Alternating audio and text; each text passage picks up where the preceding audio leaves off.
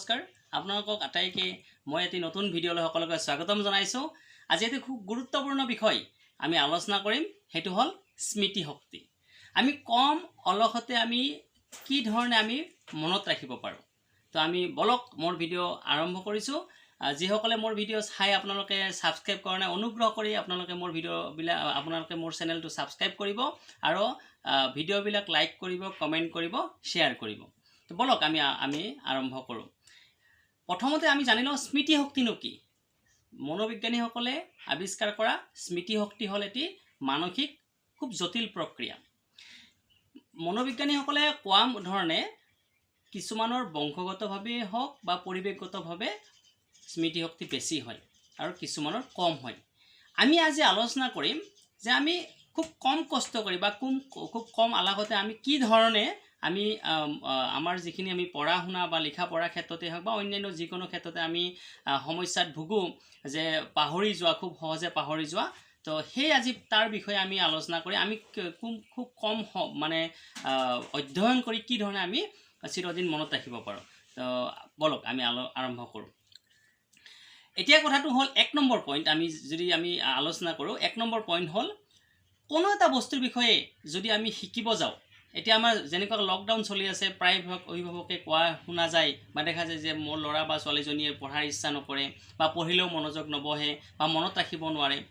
এই যিটো সমস্যা আছে, সেই সমস্যাৰ মূল কাৰণটো হ'ল আপোনালোকে 1 নম্বৰতে মই কৈ চাব, কোনো এটা বস্তু যেতিয়া শিকিব সেই বস্তুটো সদায় ডিটেইলছভাৱে, বিতংভাৱে, খুব বিশ্লেষণাত্মকভাৱে শিকিবলৈ চেষ্টা কৰিব লাগে।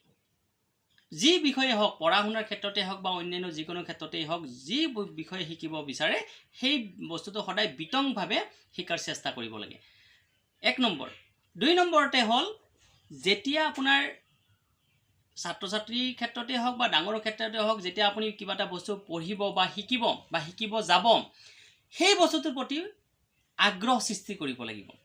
আপুনি সেই বস্তুটো কিহৰ বাবে আপুনি শিকিব গৈছে বা কিহৰ বাবে পঢ়িব গৈছে। আপুনি এতিয়া ধৰক আমাৰ 5ম মান শ্ৰেণীৰে ছাত্ৰ বা ছাত্ৰী এগৰাকী, তেওঁ পঢ়িব গৈছে, তেওঁ পঢ়াৰ উদ্দেশ্য নাজানে, কেৱল মাক দেউতাকে কৈ আছে পঢ়িব লাগে, তেওঁ পঢ়ি আছে।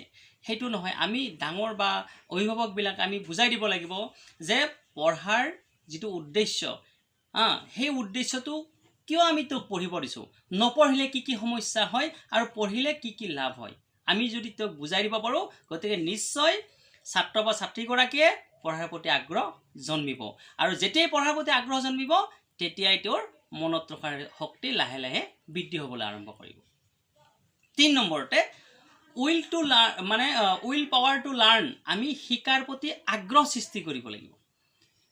প্ৰথমতে আমি যেতিয়াই আমি বস্তু এটা শিকিব যোৱাৰ আগমুহূৰ্তত প্ৰথমতে মই অকণমান আগতে কৈছোঁ যে আগ্ৰহ সৃষ্টি কৰিলোঁ, তাৰ পাছত শিকাৰ প্ৰতি ইচ্ছা শক্তি আমি সৃষ্টি কৰিব লাগিব। হৈ গ'ল। তাৰপিছত আহে আপোনাৰ যেতিয়া ছাত্ৰ বা ছাত্ৰী এগৰাকী, কেতিয়াবা অভিভাৱকবিলাকে প্ৰায় আমি দেখা পোৱা যায় যে তেওঁৰ শৰীৰ বা শাৰীৰিকভাৱেই হওক বা মানসিকভাৱেই হওক, হয়তো শাৰীৰিকভাৱে কিবা জ্বৰ হৈছে বা কিবা অসুখ বিসুখ হৈছে, আমি দেখা পাওঁ যে তেওঁৰ জ্বৰ হৈছে, ঠিক আছে পঢ়িব নালাগে। কিন্তু ছাত্ৰ ছাত্ৰীসকলৰ এটা মানসিক সমস্যা থাকে, আমাৰ সেইবিলাক অভিভাৱকবিলাকে বুজা উচিত।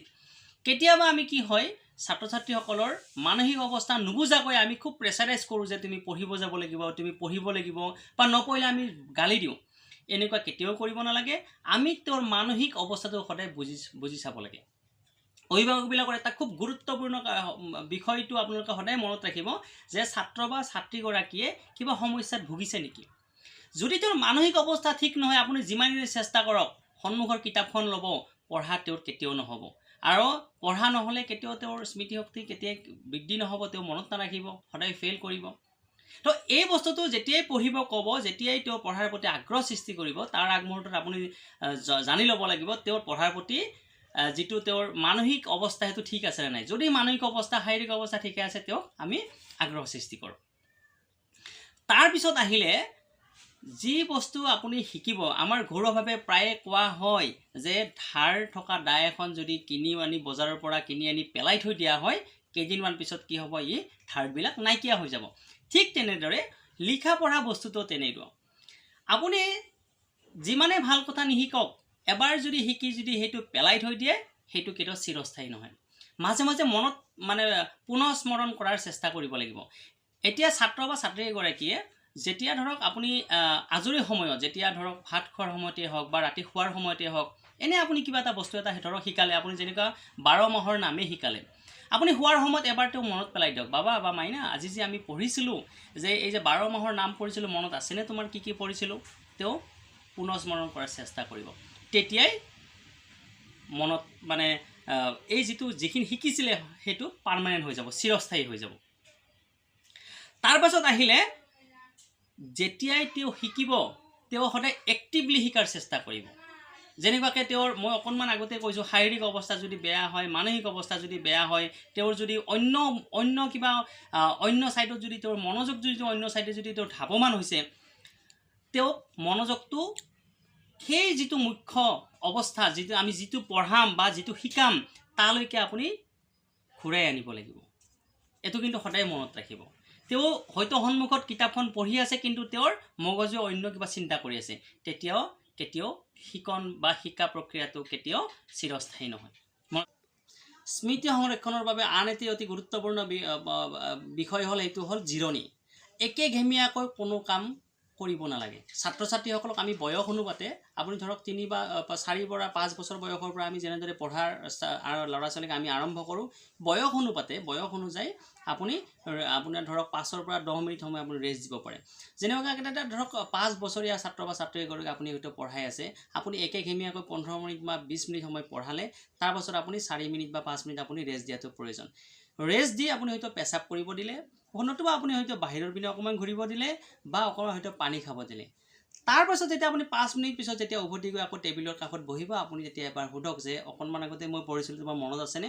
অৰ্থাৎ সেই কামখিনি তেওঁ কি কৰিব, হয়তো পুনৰ স্মৰণ কৰাৰ চেষ্টা কৰিব। যেতিয়াই পুনৰ স্মৰণ কৰাৰ চেষ্টা কৰিব তেওঁৰ সেই বস্তুটো সদায় পাৰ্মানেণ্ট হৈ যাব। তো এইটোৱে আছিলে আজি এটি খুব সৰু ভিডিঅ' এটা আছিলে। মই ভাবোঁ আপোনালোকে ভিডিঅ'টো নিশ্চয় ভাল পাব আৰু ছাত্ৰ ছাত্ৰীসকলে নিশ্চয় উপকৃত হ'ব পাৰিব। তো যিসকলে মোৰ ভিডিঅ' চাই আপোনালোকে এতিয়াও বহুতে ছাবস্ক্ৰাইব কৰা নাই, অনুগ্ৰহ কৰি মোৰ ইউটিউব চেনেলটো আপোনালোকে ছাবস্ক্ৰাইব কৰিব, ভিডিঅ'বিলাক লাইক কৰিব, কমেণ্ট কৰিব, শ্বেয়াৰ কৰিব। গতিকে আপোনালোকে আশীৰ্বাদ কৰিব মই যাতে আকৌ এনেদৰে ভিডিঅ' লৈ আহিব পাৰোঁ। ধন্যবাদ।